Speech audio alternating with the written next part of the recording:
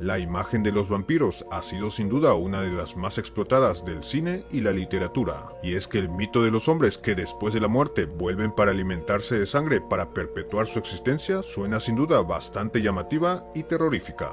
Y aunque a veces se les ha mostrado en una faceta más humana como seres atormentados luchando contra su propia naturaleza, los vampiros han logrado consolidarse como verdaderos íconos del terror. Pero es imposible hablar del tema sin referirnos al Conde Drácula, un personaje creado por el escritor irlandés Bram Stoker, aunque en este video no hablaremos de él, sino en quien se inspiró realmente para crear tan fascinante y terrorífico personaje. En esta ocasión les contaré la historia del verdadero Drácula, me refiero al temible Vlad Tepes, así que pónganse cómodos y empecemos. Vlad III, nacido con el nombre de Vlad Drácula, o también conocido como Vlad Tepes, fue el príncipe de Valaquia, hoy el sur de Rumania. Este nació en 1431 en Sighisoara, ubicada en Transilvania. Fue conocido por hacer frente a la expansión del Imperio Otomano que amenazaba a su país y al resto de Europa. Además, su gran sello distintivo sería la aterradora manera de castigar a sus enemigos y traidores. Y es que este gobernante se valía de cualquier medio para intimidar. Es considerado incluso el pionero de la guerra biológica y psicológica, llegando a enviar personas con enfermedades contagiosas a vivir donde estaba el enemigo. Sífilis, tuberculosis y entre otros eran el regalo que Vlad enviaba a las líneas enemigas. Pero detrás de este retorcido personaje hay una historia tan interesante y tétrica como la del mismo Conde Drácula. Verán, este fue uno de los 3 hijos legítimos de Vlad II, el gobernante del Principado de Valaquia, y aunque podríamos pensar que como heredero de este gobernante gozaba de una vida envidiable, lo cierto es que tuvo una infancia traumática. A la edad de 13 años, en 1444, fue entregado por su padre al ejército turco como rehén junto a su hermano. Esto como una muestra de lealtad y sumisión al sultán, evitando así una violenta guerra. Fue criado por el mismísimo Murat II. Durante ese periodo estudió lengua turca y de paso fue instruido en el arte de la guerra. Su hermano por un lado logró adaptarse muy bien y hasta llegó a ser el favorito del sultán. Sin embargo, en su caso, todo parecía sumar a la creación de ese personaje siniestro que crecía en su interior. En esos años empezó a conocer muy de cerca la psicología de sus enemigos, aquellos puntos fuertes y débiles que más adelante le darían ventaja. Así también observó cada método cruel de represión usado por ellos. Y claro, esto no podía ser algo que podía olvidar fácilmente. El empalamiento, por ejemplo, era una práctica que se empleaba en Turquía. Este método de ejecución consistía en atravesar completamente al condenado con una estaca, ocasionándole una muerte lenta y dolorosa, imagen que quedaría grabada en su retina y más adelante le daría el sobrenombre de Vlad el Empalador. Para 1447, cuando regresó, su padre había muerto apaleado. Su hermano mayor había corrido la misma suerte, aunque a este le habían quemado los ojos con hierro candente y luego lo enterraron cuando aún estaba vivo. Esta terrible acción fue llevada a cabo bajo las órdenes de un antiguo aliado de su padre y la aristocracia local, es decir, fue traicionado. Luego de esto, alguien tenía que ascender al trono y su hermano, el favorito del sultán, no tenía la edad suficiente. Así que con el apoyo de los turcos, Vlad III fue coronado. Y claro, su sed de venganza estaba a flor de piel. Según las fuentes, en un primer gobierno este habría durado poco más de un mes, ya que habían otros aspirantes al trono que lo obligaron a huir. Y en este periodo de exilio, su mente maquinaba la más despiadada venganza. Cuando finalmente pudo hacerse con el poder, se empezó a forjar la leyenda que inspiró a un icónico personaje de terror, y es que se le atribuyen más de 100.000 muertes durante este periodo, y claro, su método predilecto era el empalamiento. En primer lugar, se dedicó a eliminar las amenazas a su poder, especialmente a grupos de nobles como los boyardos. Este se valió no solo del asesinato, sino también de la reducción del rol económico de la nobleza, debilitándolos y quitándoles privilegios, y por supuesto mediante ataques. En las ciudades donde no lo aceptaban, este realizaba ejecuciones por empalamiento a hombres, mujeres y, según dicen, también a niños, algunos simplemente por no querer comerciar con él o no pagarle tributo. Por ejemplo, en 1459 hizo que 30.000 colonos alemanes y oficiales fueran empalados, y como parecía demostrar ese gusto por la sangre, se le comenzó a llamar Cepes, que en rumano significa empalador. Dentro de estas sádicas acciones, por supuesto había lugar para los asesinos de su padre y su hermano.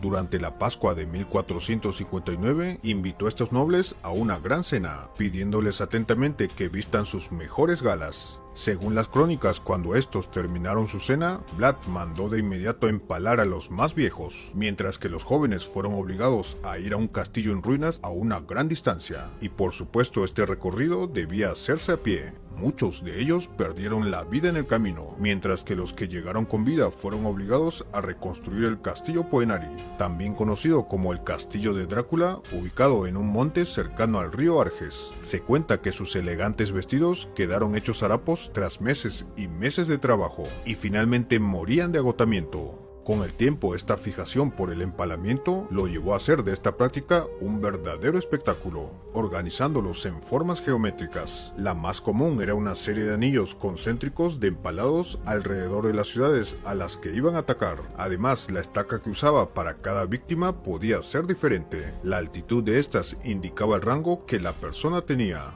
Pero esto no terminaba con el fallecimiento de las víctimas, sino hasta muchos meses después, ya que Vlad los dejaba podrirse durante meses. Todo esto resultaba aterrador para sus enemigos. Alguna vez un ejército turco que intentó invadir Valaquia no tuvo más remedio que retroceder al encontrarse con miles de empalados en un lugar estratégico. Este hombre realmente parecía haber nacido para la guerra, ya que luchó sin importar contra cristianos y musulmanes, poniendo sus intereses por encima de todo. Y claro, esta actitud lograba intimidar a todos, haciendo que los musulmanes de su país lucharan contra los musulmanes turcos, y de igual manera católicos contra los ortodoxos. Se cuenta que en 1459, en el día de San Bartolomé, hizo empalar a una enorme cantidad de traidores en una ciudad de Transilvania, y en el centro de este bosque de empalados organizó un festín. Esta celebración habría durado hasta la noche, y cuando necesitó de luz, Vlad ordenó a su ejército prender fuego a la ciudad, entre otras atrocidades que evidenciaban que le fascinaba acabar de las formas más atroces posibles con sus enemigos. Algunas crónicas de la época cuentan que Vlad desayunaba mojando el pan en la sangre de las víctimas mientras las contemplaba, y de seguro esto también contribuyó a esa característica de beber sangre propia del conde Drácula. Bueno, propios y extraños le temían por igual. Se cuenta que cierta vez dejó una copa de oro en el borde de un pozo de una aldea para todo aquel que desee beber. Sin embargo, ningún ciudadano se atrevió siquiera a tocarlo por el inmenso temor que tenían.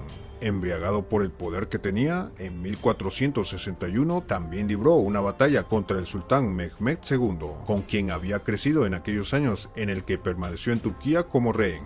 Y bueno, en alguna oportunidad no dudó en demostrar su odio al sultán.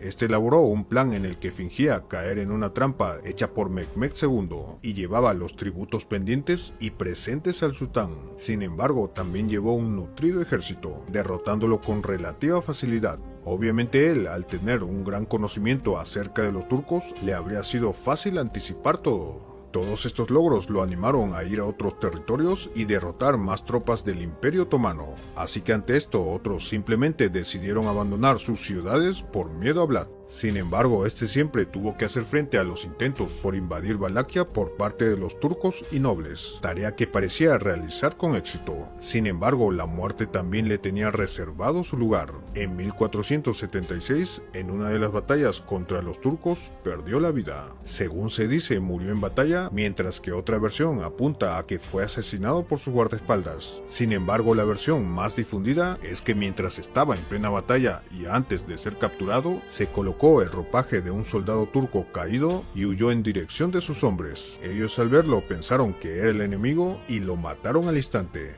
Como sea, su cabeza habría sido llevada por los turcos mostrándolo como un trofeo. Uno de los grandes misterios alrededor de este personaje es donde están enterrados sus restos. Se especula que fue sepultado en un monasterio al norte de Bucarest. Sin embargo, una excavación a principios del siglo XX reveló que bajo la lápida no estaba el cuerpo, y solo unos cuantos huesos y mandíbula de caballo se encontraban ahí. Y bueno, hay muchas otras hipótesis que se manejan. Vlad, sin embargo, fue considerado un héroe nacional, al menos por poetas y pintores romanos, alguien que luchó firmemente contra los turcos y nobles boyardos. Un delegado papal en la corte húngara llamado Nicolás Modrusa lo describió así: No era muy alto, pero sí corpulento y musculoso. Su apariencia era fría e inspiraba cierto espanto. Tenía la nariz aguileña, fosas nasales dilatadas, un rostro rojizo y delgado y unas pestañas muy largas que daban sombra a unos grandes ojos grises y bien abiertos. Su historia y ese aspecto aterrador no pasó desapercibido para el escritor Bram Stoker, que al conocer sobre el personaje lo usó como inspiración para crear su célebre obra Drácula. Una historia ambientada en los Cárpatos de Transilvania, lugar en el que durante la Edad Media existía la leyenda sobre seres que eran capaces de volver de la muerte y succionar sangre de los vivos en las noches.